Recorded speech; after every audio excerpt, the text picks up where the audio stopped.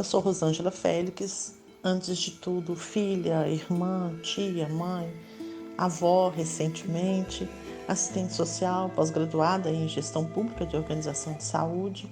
Atualmente trabalho em situações de rompimento de barragem com a reparação de pessoas e familiares envolvidos e atingidos,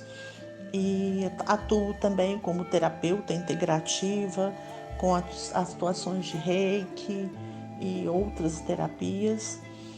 e fundadora do projeto Portas Abertas.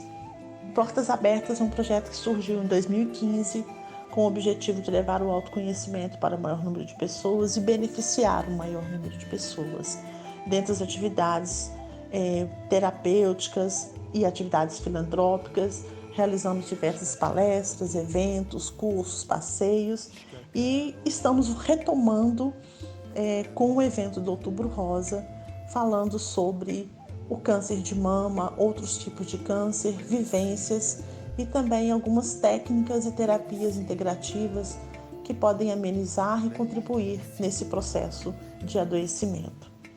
Bom, estamos trazendo para vocês alguns terapeutas, alguns profissionais, algumas vivências para a gente pensar um pouco mais sobre como estamos cuidando do nosso corpo, da nossa mente e do nosso dia a dia. Eu sou um espaço sagrado. Eu sou um espaço sagrado. Oi pessoal, bom dia. Eu resolvi então gravar um vídeo, né, pro encontro do Outubro Rosa. E dentro das coisas que eu pensei em compartilhar, em contribuir, me saltou aos olhos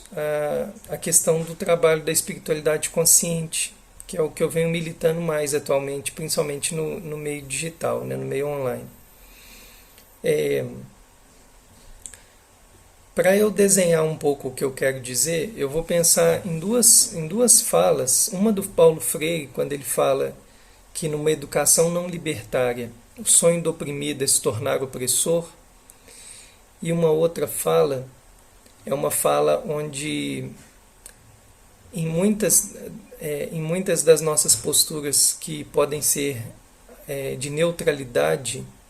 onde às vezes a gente ou não se posiciona, ou se cala, ou silencia,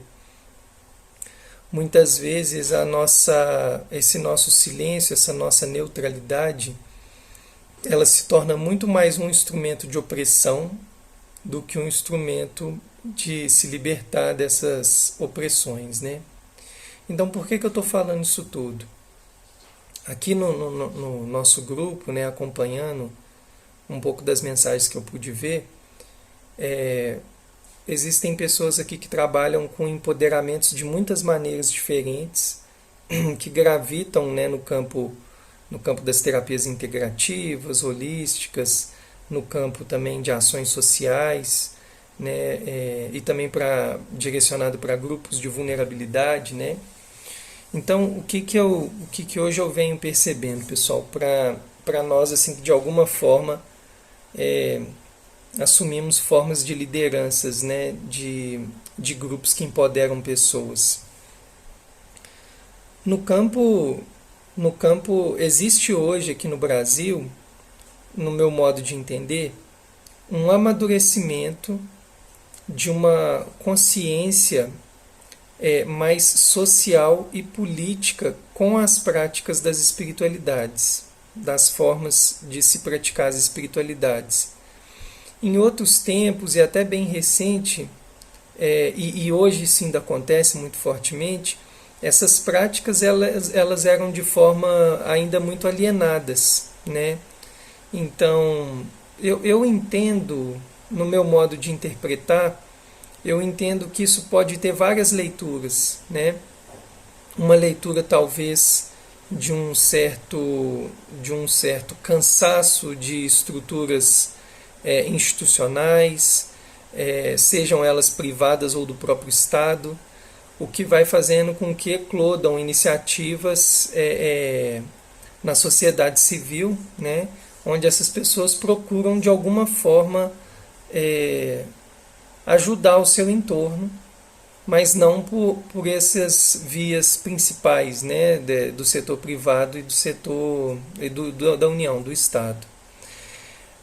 O nosso país ele tem essa cultura, né? O nosso país, por exemplo, para quem é das áreas da assistência social, sabe o quanto que é difícil a gente implementar a níveis assim de políticas públicas propostas que sejam verdadeiramente empoderadoras, que verdadeiramente sustentem os direitos do cidadão, né? A gente ainda tem no Brasil uma lógica perversa aonde faz com que a pobreza seja altamente lucrativa para alguns grupos. E aí esses grupos vão para uma dinâmica muito mais assistencialista, né, de fazer uma assistência desorganizada para tentar erradicar uma pobreza que não acontece, e a gente continua mantendo uma estrutura de desigualdade social tamanha, e aí dando margem para uma série de vulnerabilidades, né? Então, quando nós, que de alguma maneira estamos trabalhando com tratamentos alternativos, como o reiki, a acupuntura, as plantas medicinais, as medicinas, né, naturais, antigas, todos esses trabalhos, né, esses trabalhos eles são trabalhos fenomenais pelo até o fato de eles lidarem com o cuidado primário, com o cuidado preventivo. E nesse sentido, né, esses trabalhos eles têm uma relevância não só para quem pratica ali, para quem se afiniza com isso, mas pensando isso num âmbito mais amplo, num âmbito social e político, né? Então eu penso que cada vez mais a gente está compreendendo que a saúde do ser humano ela é uma saúde biopsicossocial e espiritual, e que a efetivação desses trabalhos ela não vai acontecer de fato com a gente alienando alguns desses segmentos. Então, quando a gente trabalha, independente se a gente é vinculado a partidos políticos ou não, mas quando a gente trabalha, por exemplo, com essas práticas chamadas de integrativas, complementares, ou mesmo quando a gente está com o próprio ativismo de tentar implementar políticas públicas, né, que ainda não estão em vigor e que beneficiariam realmente a população, a gente entende que as nossas ações elas são políticas também, elas são sociais também. E aí por isso que eu amarrei no início que se a gente não promove, se a gente se permanece num ambiente de neutralidade, onde a gente não questiona essas coisas, a gente está instrumentalizando as estruturas de opressão, né? E se a nossa forma de ensinar e educar, ela não ensinar com que as pessoas realmente se tornem críticas e lúcidas, a gente apenas cria projetos de novos opressores que querem só ocupar o lugar das minorias privilegiadas dentro desse sistema perverso que é o neoliberalismo, né, que impera no mundo.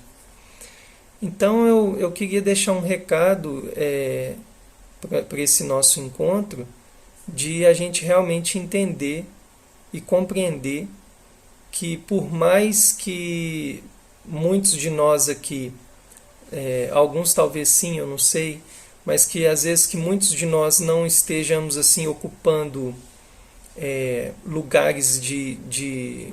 às vezes de relevância grande, né, em termos de número, de impacto social e político, mas que a gente está fazendo isso de uma maneira descentralizada em algum nível, e isso também vai beneficiando as pessoas, né? Para finalizar, eu vou lembrar de uma fala também de um sociólogo, Noam Chomsky, que o Noam Chomsky, quando perguntam para ele, né, já que ele não via uma solução adequada para esse sistema capitalista que a gente vive hoje, o neoliberalismo, entendendo esse como a principal fonte de todos os sofrimentos e desigualdades sociais que acontecem no mundo, quando perguntam para o Noam Chomsky então o que ele vê como solução, que sistema que seria esse, ele cada vez mais enfatiza que além desse mundo como a gente vive, o capitalismo ele deveria ser revisto, né, completamente, pela sua lógica ser uma lógica de uma meritocracia que na verdade não existe essa equidade na disputa, né? Isso é muito óbvio, mas ele fala que deveríamos voltar para sistemas de empoderamentos locais, né? Então, ao invés de a gente criar essas lógicas, né, que a gente vai capacitar jovens para serem instrumentos dessas grandes corporações mundiais, a gente capacita as novas gerações para que elas encontrem uma própria maneira de fazer o seu sustento, né? Esse é um assunto muito complexo, mas eu penso que isso dialoga com quando a gente ensina a nossa comunidade a entender mais sobre si através do autoconhecimento, aonde a gente vê iniciativas, né, de permacultores, de produtores locais, enfim, isso tudo vai construindo um cenário muito mais promissor no sentido de desempoderar os excessivamente empoderados e empoderar os grupos locais, fortalecendo as comunidades, né? Gratidão, pessoal.